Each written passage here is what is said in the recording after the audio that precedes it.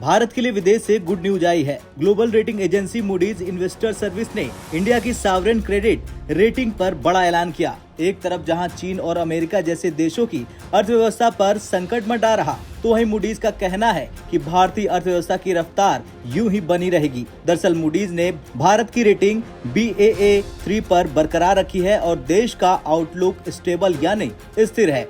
Moody's ने साफ तौर पर कहा कि भारत की अर्थव्यवस्था अंतर्राष्ट्रीय मानकों के आधार पर काफी तेजी से विकास करेगी। हालांकि मूडीज ने यह भी कहा कि पिछले 7 से 10 सालों में भारत की संभावित आर्थिक प्रगति की दर कम देखी गई है।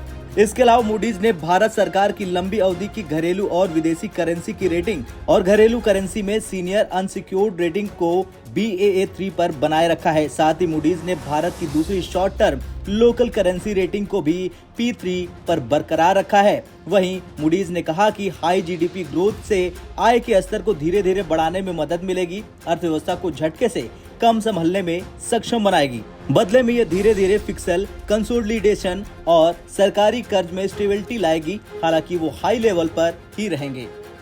इसके अलावा मूडीज के मुताबिक देश का फाइनेंशियल सेक्टर लगातार मजबूत हो रहा, जिससे उन आर्थिक और आकस्मिक देनदारी से जुड़े जोखिम कम हो रहे हैं जो पहले रेटिंग डाउनग्रेड का दबाव बढ़ा रहे थे। रिपोर्ट में ये भी कहा गया है कि दुनिया भर में दरों में बढ़त के बीच भारत को ऊंचे कर्ज बोझ और महंगे कर्ज का सामना करना पड़ सकता है।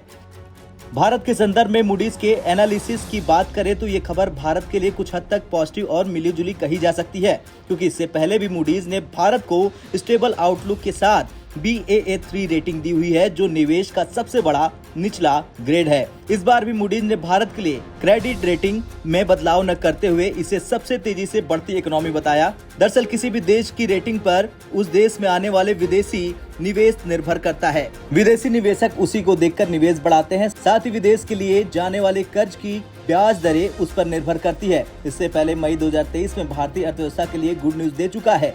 अमेरिकी रेटिंग एजेंसी मूडीज ने अपने रिसर्च रिपोर्ट में ये जानकारी दी थी कि साल 2022 में भारत की जीडीपी $3.5 ट्रिलियन से ज्यादा रही और आने वाले 5 सालों तक इंडियन इकोनॉमी G20 समूह के देशों में सबसे तेज रफ्तार से आगे बढ़ने वाली अर्थव्यवस्था रहने वाली है।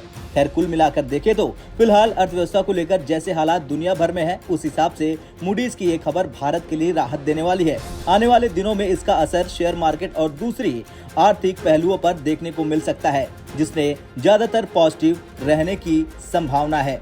आपका क्या कुछ कहना है भारत की इस रफ्तार को लेकर? कमेंट कर जरूर बताएं। ब्यूरो रिपोर्ट, भारत तक।